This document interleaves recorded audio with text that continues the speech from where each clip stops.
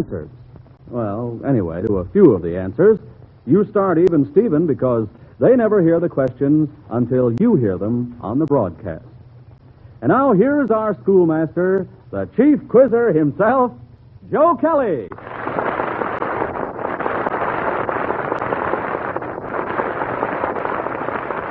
Thank you, Bob Murphy, and good evening, everybody. As our special guest this evening, we are honored to have with us Miss Inga Mansky, lyric soprano of the Chicago Civic Opera Company. We'll have her help in our musical questions later on. Right now, class begins with roll call. Richard? I'm Richard Williams. I'm 14 years old and a sophomore at Roosevelt School, East Chicago, Indiana. Tommy? I'm Tommy Franklin. I'm 12 years old and in the 6th grade at the Bowdoin School. Harvey?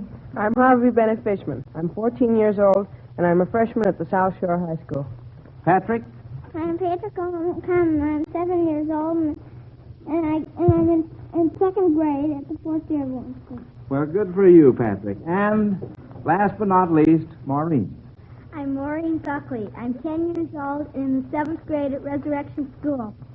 Folks, National Education Week starts tomorrow, and parents all over the country are being urged to visit their schools. We're going to invite the Quiz Kids' parents to visit our classroom next Sunday. And more than that, we're going to put them right on the spot and see how they are at answering questions.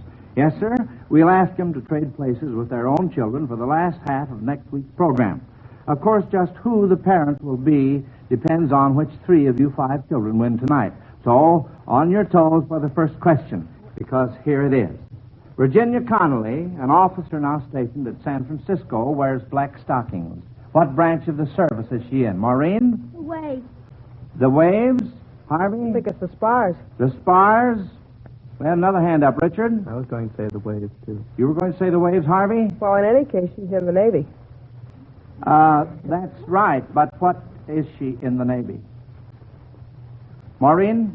To be a Navy nurse. That's right, a Navy nurse. Miss Connolly is a Navy nurse. She's an ensign at the United States Naval Hospital on Mare Island. Now, Catherine Draper of New York City is reminded that anything may happen in an American presidential election, and often has. What presidential candidate went to bed on election night thinking he had been elected, only to learn the next morning that he hadn't been? Maureen? Hughes, and that was in 1916 between Hughes and Wilson. That's right. Good girl. What president was kept in suspense for 4 months as to the outcome of the election? Harvey. Well, that was in the Hayes-Tilden election when it was very close and the outcome wasn't decided until March 2nd by the House of Representatives. That's very good, Harvey. That's correct. And Hayes won. What president slept through his entire term of office? Harvey? Well, that's a man named David Rice Atchison. And I believe it occurred just after Zachary Taylor's assassination or death in office. And he was president pro tem of the Senate. And because of that, he was president during the time that the president died and the vice president took office. Well, now, Harvey, I'm afraid you're slightly off the beam. You gave me the right name. President Polk's term expired on March 4th, 1849. Zachary Taylor took the oath of office on March 5th, since the 4th was on Sunday. In the meantime, David Rice Atchison, as president pro tem of the Senate, became chief magistrate of the nation. Since it came after a trying Senate session, he slept through the entire term of office. John A. Hanson of Morristown, New Jersey, sends this question, kids. If you were a detective, you could find all these criminals inside the covers of Dickens. What teacher in what book would you arrest for being mean to Smike? Pat? Mr. Squeers. That's Nicholas Nickleby. That's right, Patty. Good boy. Whom would you arrest for stealing from Mr. Whitfield? Maureen? Well, it was in Oliver Twist. He went to school for pickpockets. I think that was it. And they trained one of them. I can't remember his name. And they were trained to pick pockets. And they picked a man's pocket, and they blamed it on to David Copperfield. Oliver Twist. Well, now, wait just a minute. You're partly right, Maureen, but you will remember I said for stealing from Mr. Wickfield. So that definitely takes it out of the book Oliver Twist and puts it in another book. What book would that be? Mr. Wickfield. Harvey? This is just a stab, but I think that in David Copperfield he steals from an elderly gentleman who befriends him and takes him in. Who steals? David Copperfield. No. At least he's... No, I'll tell you, Maureen gave me the name of the book when she was giving me that other information. Uriah Heep in David Copperfield is the character we were talking about. All right, who would you arrest for the murder of Nancy? Harvey? Oh, that's Bill Six. Or Sykes. Sykes in what book? In Oliver Twist. Oliver Twist, that's right. August Wedler of Peru, Illinois, knows, of course, that all children love to go to bed. So he thought you quiz kids would like this one. Can you think of 3 popular expressions which mean to go to bed or to get some rest? 3 popular expressions. Richard? Hit the hay. Hit the hay, or, that's a very good one. Pound your ear. Pound your ear is another one. Let's have some more. Tommy? Count some sheep. Count some sheep, yes. Harvey? Well, in the Army, they call it blanket drill. Blanket drill, that's very good. Any more, Richard? You could saw some wood. Saw some wood. Uh-huh. Those are all cute, kids. Maureen? Well, maybe jump in the lake, because if you jumped in the lake, you'd probably be committing suicide, and then you'd be dead, and you'd be sleeping then. Yeah, well, you're right, Maureen. Of course, that's the tough way to get some sleep, isn't it? Life is really sweet. Well, kids, we've dabbled around quite a bit on this program with square root and cube root. And now, Mr. C.P. Lawson of New York City gives us a problem in the 5th root. He admits this sounds impossible, but he says the problem can be done mentally if you know enough mathematical tricks. To raise a number to the 5th power, you multiply the number by itself 4 times. Thus, the 5th power of 2 is 2 times 2 times 2 times 2 times 2, or 32. And the figure 2 is the 5th root of 32. All right, what is the 5th root of 4,984,209,207? Richard? That'd be 87. 87 is right.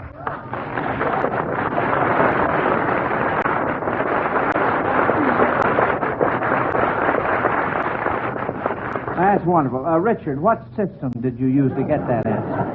Well, the 5th power of 80 is 3 billion. is 3,276,800,000. And the 5th power of 90 is 5,904,900,000. And the number was between those two, so I knew it was in the 80s. And since the number ended in 7, and any number, 5th power, ends in the same digit that the original number did, then I knew that the second digit was 7, and so it had to be 87. Well,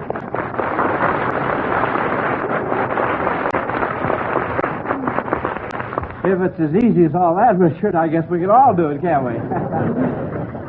That was my system. That's the system I use on that, too. Now, let's see. Next question here. The Reverend Clyde Walter Earhart of Murfreesboro, Tennessee, sent this question, children.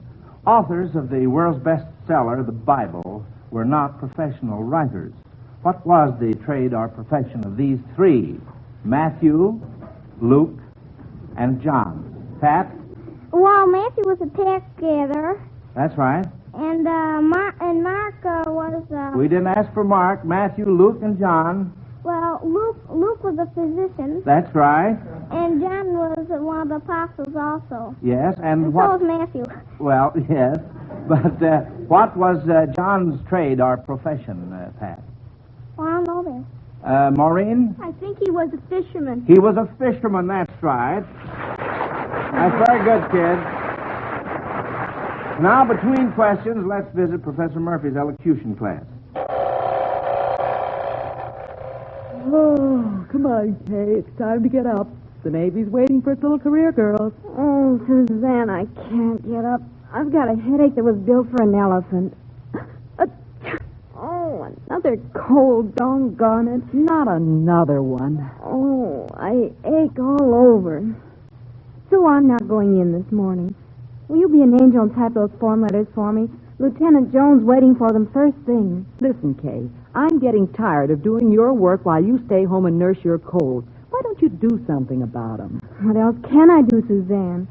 I get plenty of rest, I eat right, I dress sensibly, I exercise, and still I get cold. Well, beginning today, dear, you're going to join me in the vitamin brigade. I don't get nearly so many colds since I've been taking these one-a-day tablets. Of course, I can't prove that the vitamins did the trick, but if they didn't, I don't know what did. Say, let's see that bottle. One-a-day brand vitamin A and D tablets. How many of these do you take every day, Sue? Just one, Kay, and that's what makes one-a-day brand so easy to take. One tablet each day, and it costs just about a penny a day. Come on, open up and swallow it down. There you are. And that's a good scene for everyone to remember. Do everything you can to help keep up your normal resistance to colds. Take a one-a-day brand vitamin A and D tablet every day. Each tablet contains as much vitamin A and D as a teaspoon and a half of USP minimum cod liver oil. Ask your druggist for one-a-day brand and look for the big one on the yellow box. Thank you, Bob. You know, friends, last Sunday on our GI special program, we undertook to give servicemen in advance the scores on 3 of yesterday's football games. Our guest last Sunday, Red Grange, and our own Tommy Franklin, age 12, each made predictions. Well, the time has come to check the actual scores and see which of these brave souls came closer. Let's look at the record. Michigan, Pennsylvania. Predictions. Tommy, Pennsylvania to win 12-6. Red Grange, Michigan to win 21-14. Actual score, Michigan 41, Pennsylvania 19. The winner, Red Grange. Second game, Wisconsin-Purdue. Predictions. Tommy, Purdue to win 21-7. Red Grange, Purdue to win 14-7. Actual score, Purdue 35, Wisconsin nothing. The winner, Tommy Franklin. Third game, Notre Dame Navy. Predictions. Tommy, Navy to win 27-7 or 14. Red Grange, Notre Dame to win 21-7. Actual score, Navy 32, Notre Dame 13. The winner, Tommy Franklin. Well,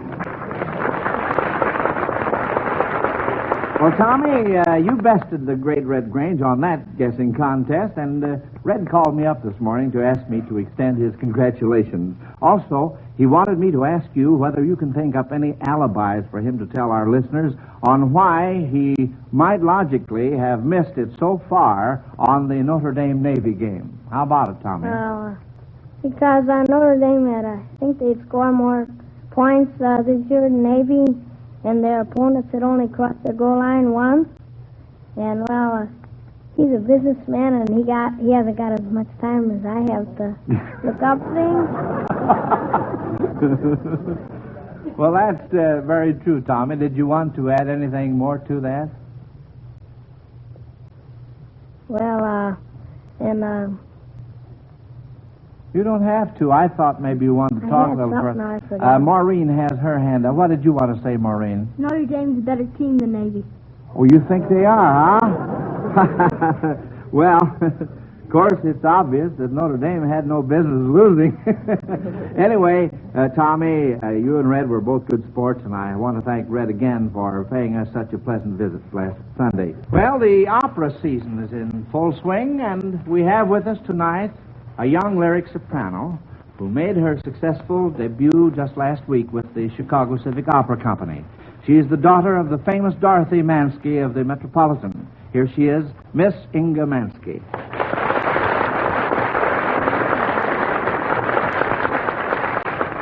Miss Mansky, I have here an opera question from Mrs. Ann Harris of Dorchester, Massachusetts. And if you'll do the singing for us, we'll see if the quiz kids can do the answering. Now, children, if you heard Miss Mansky singing these arias at the opera, what roles would she be singing? I'd like for you to get 2 out of 3 on this. Here's the first one.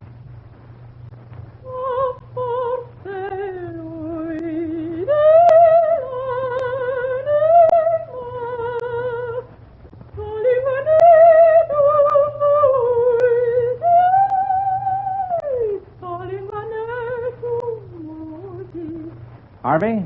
Well, I think that's The One of Whom I Dream. It's from Traviata. That's very, very good, Harvey. Very good. All right, now let's listen to the next one.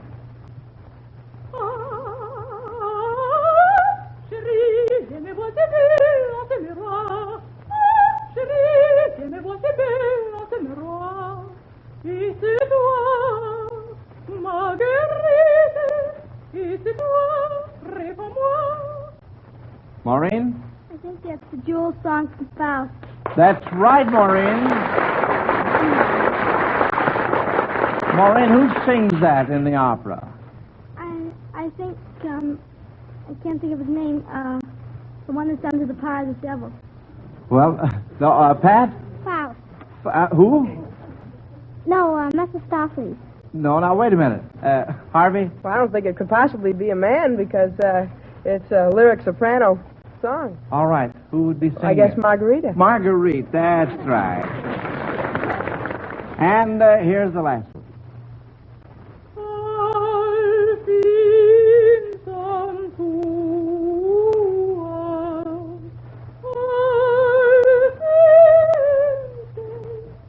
Harvey? That's the mad scene from Lucia.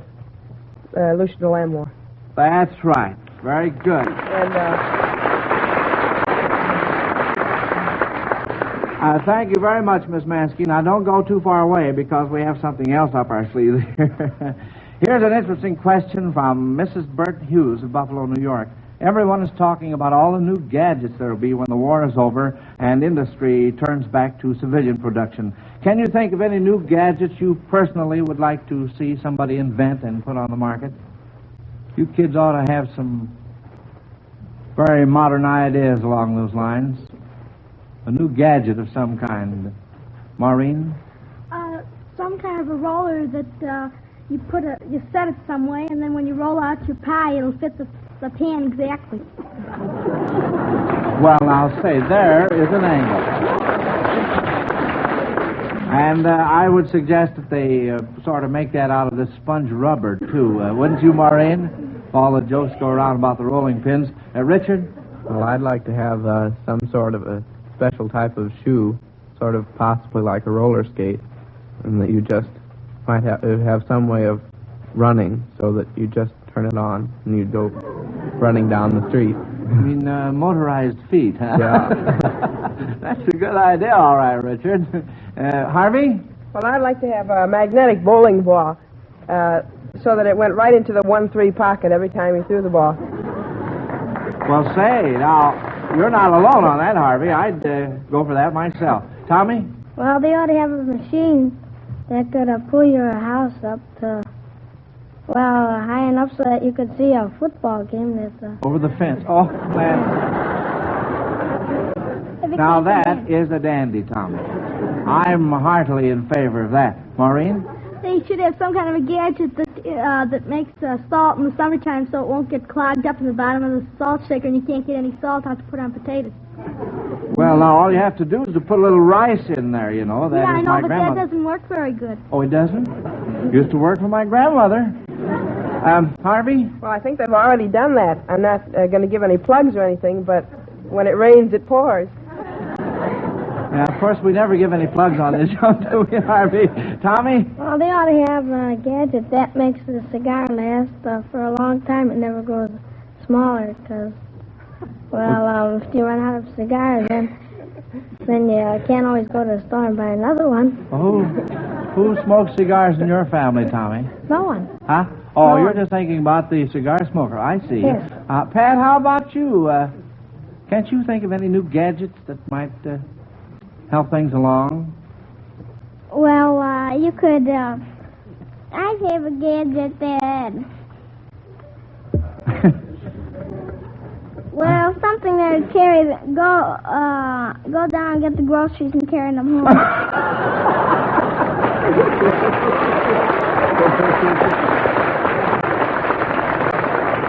Well, Pat, that's the invention that ends all inventions, I want to tell you. Let's get along, kids. Those were all fine. From Whiting, Indiana, comes this question thought up by Arthur Brown, Jr. The Russians first entered Yugoslavia through what country, and through what 6 other countries is it possible to enter Yugoslavia? Richard? Well, they first entered Yugoslavia through Romania. That's right. And you could also enter it through Italy or Austria, Yes. or Hungary, Uh-huh. or Bulgaria, or Greece, or Albania. All 6 of them. Nice going, Richard. Now, before this next set of questions, Bob Murphy has a special message for all you parents listening in.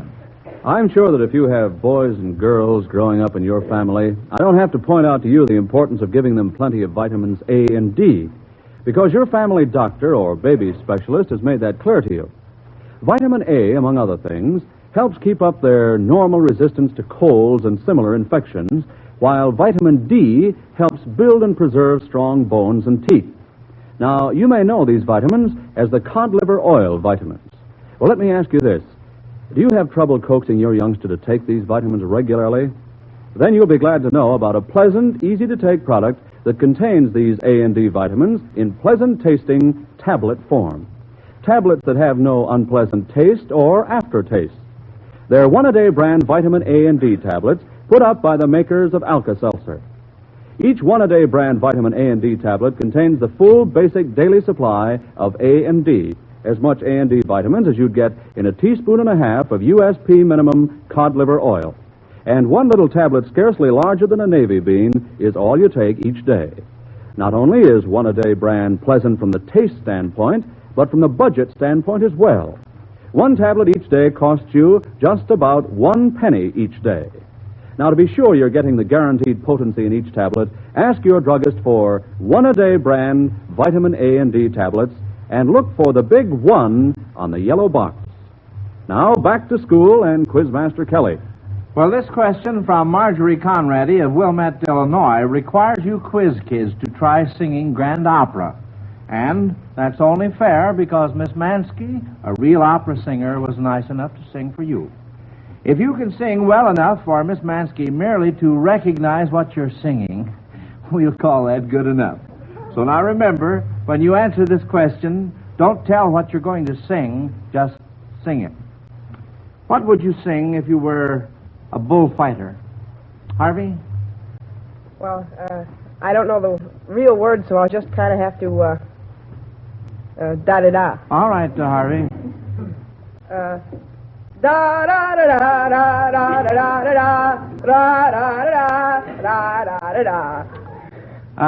about that, Miss Mansky? Could you tell what that was? Yes, I certainly could. That was the Toreador song from Carmen. And a bullfighter sang it, didn't he? So that answers the question. I thought at first it was a ta-da song. Well, anyway, what would you sing if you were a gondolier? Richard? Well, you might sing the... you might sing la la la la la la la la la la la la la. Well, how beautiful. Miss Mansky, what is that, by the way? That is from the Tales of Hoffman. That's right. It's the Barcarolle. Well, look, Miss Mansky, if you don't mind, I'd like to hear you and Richard sing that together. I'll tell you what, Richard. Now, this is going to be a lot of fun now. You start it out, Richard, and Miss Mansky will join in. La la la la la la la la la la la la